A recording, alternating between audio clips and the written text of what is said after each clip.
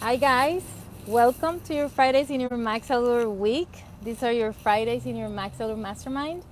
On Monday, earlier this morning, we introduced our topic of the week, which is called Designing Your Media Speaking Physician Life.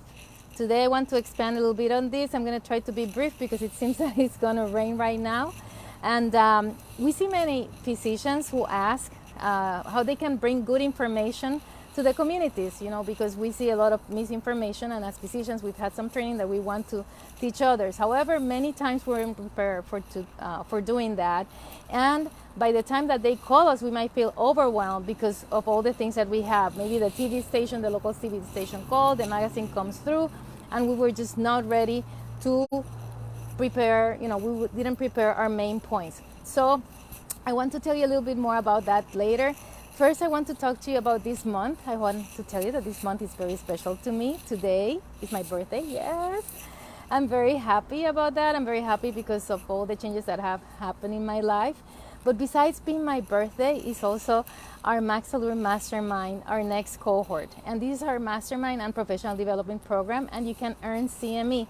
So who's our Mastermind for? We tend to treat three types of physicians. First, the ones who have businesses and they want to acquire momentum. They just want to have solid strategies for what they have going on. The second group is those who have an idea and they're still waiting for that perfect moment to come and they don't know how to start. They're concerned with what will happen if X or Y or Z, maybe not knowing enough, not having the support. And yet they have these ideas and months and years can go by and they're still in the same place with no business, waiting for the right time while others are in the way to success. The third type of physicians that I'm really passionate about working with is the ones who are so tired, overwhelmed. That's where I was. That happened to me a couple of times. And they say that they don't have any time to change anything, to invest on anything else. It's too much money or, whatever is happening, they're dying inside with the pain of the daily challenges we face in medicine. Remember that 300 to 400 physicians commit suicide every year, and I'm really concerned about that.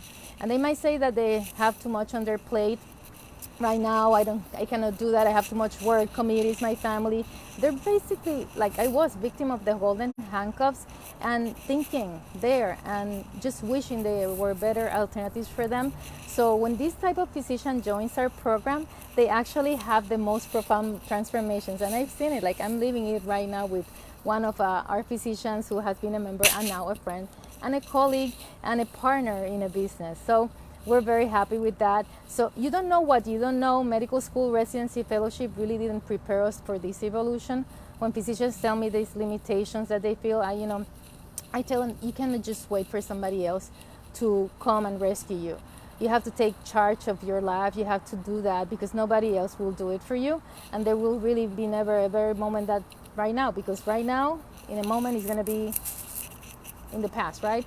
Today is going to be yesterday, and that's happening day after day. So go and visit our website so that you can share with us, themaxallure.com, to learn more, and then you can sign up for a discovery call with me or one of our webinars are coming up. Remember, we only take 10 physicians, and we are starting August 31st, so don't run out of time. And before I forget, remember to do hashtag live, hashtag replay. And guys, thank you for being here. Hi, Josephine. Thank you for being here today. Now, let's go back to our topic of the week. On Tuesday, we had physician and media expert consultant, Dr. Maria Simbra. She told us some secrets, very important secrets and tips. If you haven't heard our podcast, Design Your Physician Life, this episode with Dr. Maria Simbra, please go and listen to it after we're done with this here. I know that many physicians are anxious to share the stories with the media and would like to learn where to start. So she's a great resource for you guys. Then on Wednesday, we reflected on the tips that she gave us. So basically, three very important things that she said was, first, telling captivating stories. That's very important. That's something that she said. And you have to be concise, brief. Number two, being accessible to the reporter or their schedule. And then number three, she gave us some specific flagging phrases to emphasize the key points that you say. And I'm not going to mention this here so that you can go and listen to the podcast, but she was really good about that. So this week, actually, we didn't only do our podcast, Design Your Physician Life. We also shared time as a guest. I was as a guest in two other podcasts to talk about how physicians can have some other opportunities and can achieve change through support, accountability, and coaching. And I want to thank those doctors. They were first Dr. Ryan Stegnick from the Med Ed Well podcast and Dr. Megan Mello from the Ending Physician Overwhelm podcast for having me as a guest. So I want to invite you to listen to their podcast as they also help physicians navigate through these changing times. I was very excited to be with them. Go ahead and also do hashtag live, hashtag replay here. And if you just tuned in, I want to also invite you again to our Max Allure Mastermind. It's a physician professional development opportunity where you can get CMEs, and we're in an intimate group where we acquire knowledge, we plan and execute. You can do this for yourself, your next steps to regain and retain control of your physician life. And we learn entrepreneurship, which is a tool that we have, which is a tool that helped me through my burnout. So our website is maxallure.com. That's maxallure.com. And we say that we want to attract maximum success, maximum happiness. That's what Max Allure is.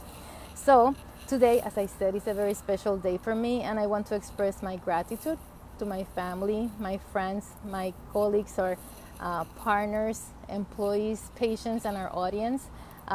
Today I celebrate another turn around the sun. And the last 2 years have been a time for discovery, learning, and transformation for me, and also for so many physicians that we've been able to help. We're very proud, and we continue to do that. That's been our mission. So thank you for this opportunity. And I'm very happy to you. I'm very happy for you, and I want to share these tips today in my birthday. So let's talk about the specific tips about talking to media. Don't do this thing that I'm doing, the tongue, twisting thing. Anyways, how to prepare. First tip, remember that reporters are people doing their job. So it's not necessarily that they're going to be focused on the aspects of the information you might want or find to be showcased. What do you think is most important? So, you have to know who you're talking to. They're going to do research on you. So you have to do research on them. Research your reporter, and you have to understand who you're representing. If you're representing yourself, if you're representing an institution and group of people. So you have to understand where you're going to deliver that message and who that message is coming from. Approach them in a friendly way, but remember, they aren't your friends. So they might want to get you in a tricky situation, depending on what it is. It's best if you do your research before. Usually, in my experience, they haven't been like that. They're just there to gather information, but you just have to be ready for them. Number 2, always tell the truth, okay? Talk only about the things that you know, because if it's not the truth, you're going to be caught. That's never a good place. This is your story. You have to be ready for it. Take some time to develop a story, develop points, and do those. People do better when they have engaging, concise points and stories to tell.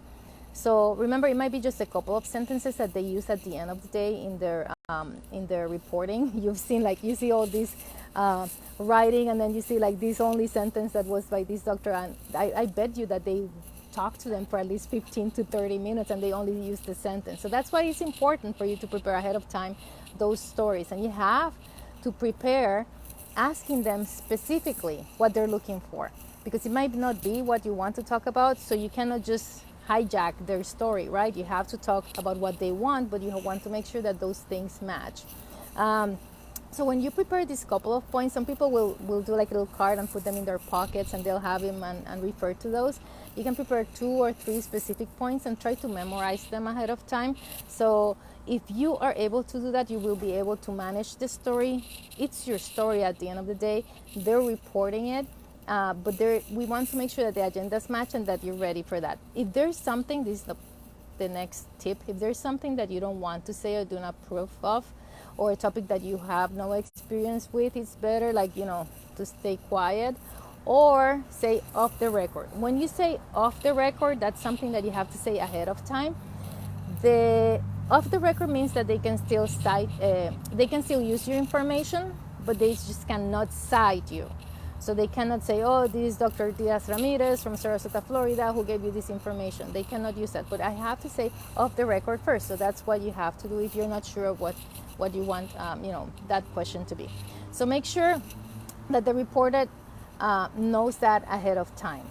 And then when you use lead and repeat your concise key points. So remember, that you have created that. So it's not only about creating it, it's that through the interview, you're going to use those key points, you're going to lead with them, and you're going to repeat them, and they're going to be concise, short, small. Next tip, don't talk like a doctor to a doctor. Talk like it's speak layman's language. Keep it simple. Especially, you should know your audience by now. If it's going to the news all over, you don't want to say these fancy doctor words. Just like the words that people would be able to use in their daily conversations.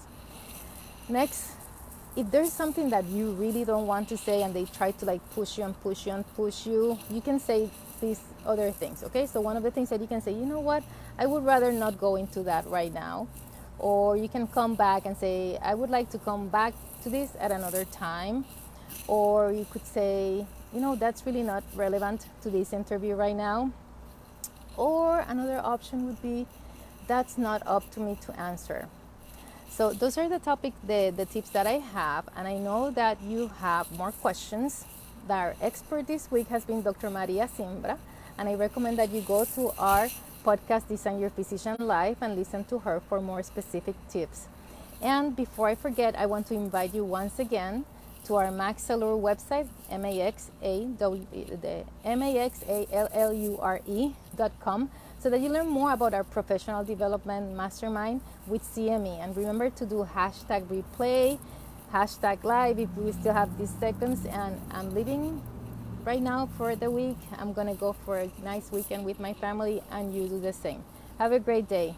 Thanks. Bye.